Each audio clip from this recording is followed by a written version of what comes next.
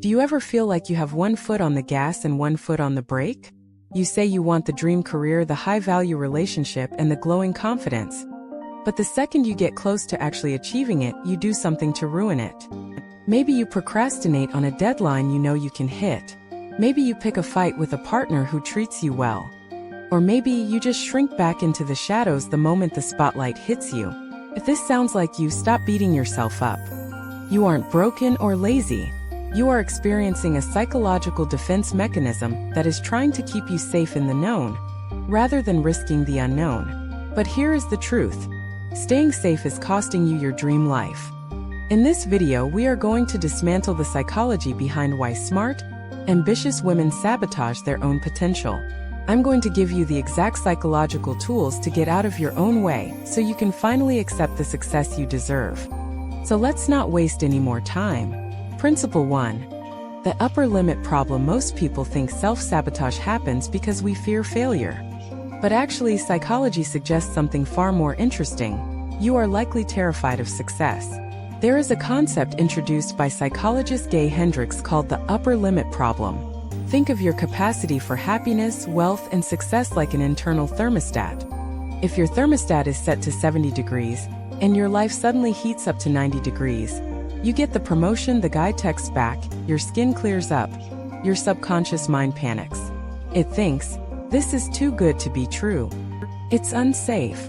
So you unconsciously do something to cool the temperature back down to your familiar zone of struggle. You sabotage the win just to feel normal again. We see this played out in Hollywood constantly. Think about Anne Hathaway during her Les Miserables era. She reached the absolute peak of her career. An Oscar win, massive acclaim, worldwide fame. But the public backlash, the Hatha hate, was intense. A lesser mindset would have internalized that negativity, cooled their thermostat, and disappeared from the spotlight to feel safe. But she didn't. She understood that her capacity for success had to expand to handle the pressure. She weathered the storm, ignored the noise, and maintained her high value.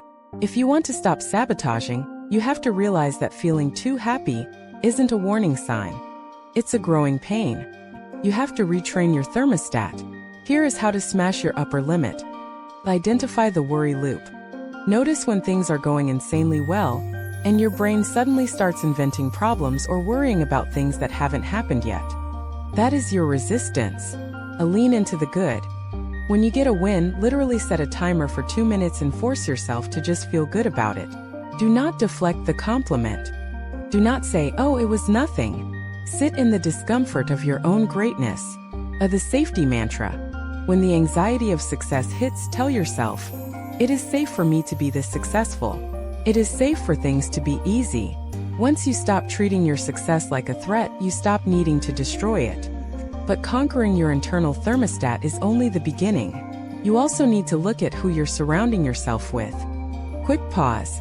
If you just realized you've been cooling down your own thermostat every time life gets good, do me a favor, hit the like button. It tells YouTube you're ready for more success, not less. And if you are committed to raising your baseline for happiness this year, make sure you're subscribed. We don't do settling on this channel, and I don't want you to miss the next level up. Principle 2. The identity alignment. Here is a brutal truth that most self-help gurus won't tell you. You will never outperform your own self-image. You can have the best strategy, the best degree, and the best intentions, but if your internal identity doesn't match your external goals, you will sabotage yourself to restore order. Psychologically, this is known as reducing cognitive dissonance. Your brain hates inconsistency. If you subconsciously identify as the chaotic friend, or the girl who is bad with money, and suddenly you get organized or save 5,000, your brain screams, wait, this doesn't match who we are. It feels uncomfortable. So, you blow the money or miss an appointment just to prove your internal label right. Sounds insane, but your brain prefers being right over being happy. Look at Lady Gaga. Before the fame, she was just Stefani Germanotta, a girl who faced bullying and insecurity. She didn't just try harder to be famous. She literally constructed a new identity that could carry the weight of her dreams. She said, I had a boyfriend who told me I'd never succeed. I said, someday when we're not together, you won't be able to order a cup of coffee at the fucking deli without hearing or seeing me. She didn't wait for the world to validate her. She aligned her identity with the icon she wanted to be, long before the applause started. She killed the insecure girl identity so the mother monster could live. If you want to stop sabotaging, you have to stop identifying with your struggles. You have to divorce the version of you that is addicted to chaos. Here is how to rewrite your identity. Audit your labels.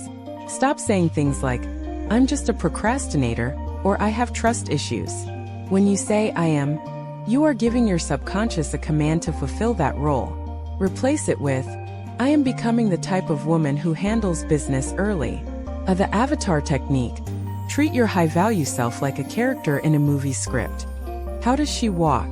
How does she respond to a stressful email? When you feel the urge to sabotage, pause and ask, what would the high-value version of me do right now? Then do that. Gather new evidence. Your brain needs proof. When you do something disciplined, acknowledge it. Tell yourself, "See? That is who I am now." You have to convince your brain that this new successful you isn't a fluke. It's the new standard. But even with a strong identity, you will still fail if you don't understand how to handle the inevitable fear of missing out on your old life. Principle 3. The hidden benefit analysis. This is the hardest pill to swallow. But if you are constantly sabotaging your success, there is a part of you that enjoys the struggle. I know you're thinking, "No way, I hate feeling stuck." Consciously, yes. But subconsciously, every behavior, even a destructive one, has a positive intention. In psychology, this is called secondary gain. It means there is a hidden reward for staying exactly where you are. Maybe staying broke means you don't have to face the terrifying responsibility of investing money. Maybe staying single means you never have to risk the vulnerability of true intimacy. Maybe playing small means you never have to deal with the criticism that comes with being a leader. Self-sabotage is often just a misguided way of protecting yourself from the burden of greatness. Think about the narrative around Jennifer Aniston for all those years after her divorce. The media painted her as the unlucky in love victim, contrasting her with the villain Angelina Jolie. While that was painful, it also made her America's sweetheart. The world loved to pity her. They rallied around her. If she had immediately pivoted to being wildly happy and untouchable, the public might have turned on her out of envy. Subconsciously, staying in the struggle keeps you relatable, keeps people on your side. But to be a high-value woman, you have to be willing to be envied rather than pitted.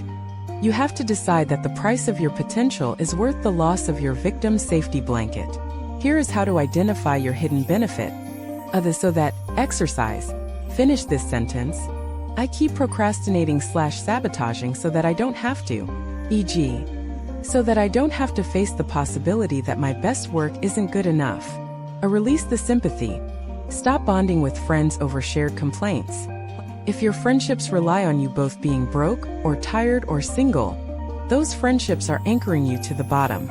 Accept the villain role. Realize that when you stop sabotaging and start succeeding, some people won't like it. They will say you've changed. Good. You are supposed to. Once you realize that your sabotage is actually a safety mechanism, you can thank it for trying to protect you and then dismiss it. But there is one final sneaky form of sabotage that disguises itself as a virtue: perfectionism. Principle 4. The perfectionism trap. Here is the final lie your brain tells you.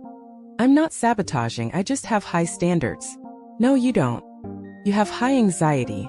Perfectionism is the most socially acceptable form of self-sabotage. It is just procrastination dressed up in a tuxedo.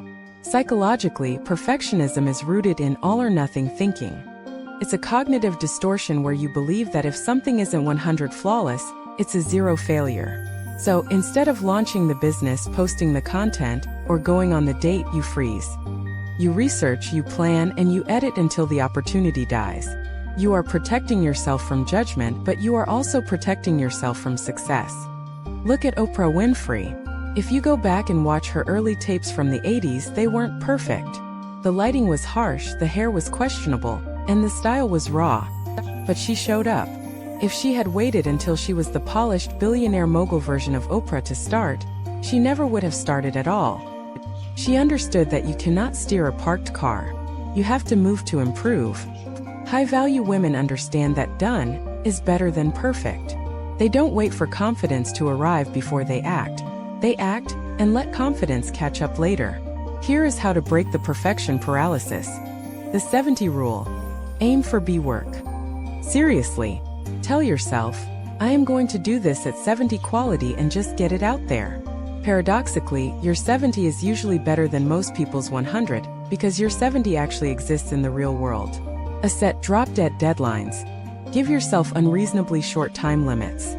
If you have a week to clean your apartment, it takes a week.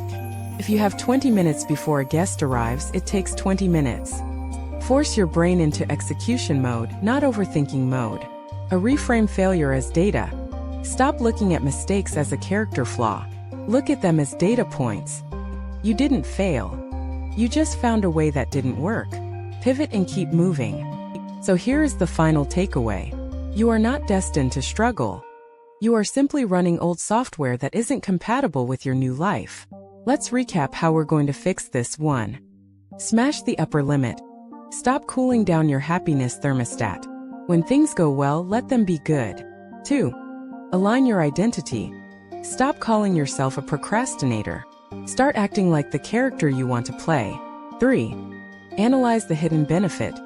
Admit what you're getting out of the struggle, and decide it's no longer worth the price. 4. Kill perfectionism. Take messy and perfect action today because the only bad workout is the one you didn't do. This was the Magnetic Her. If you're ready to stop being your own biggest obstacle, hit that subscribe button right now. Think of it as a promise to yourself, not just a click. I want to hear from you below. Which of these 4 traps, the upper limit, identity, hidden benefit, or perfectionism, is the one holding you back the most? Be honest in the comments because awareness is the first step to killing it. Until the next video, stay confident, smart, and glowing.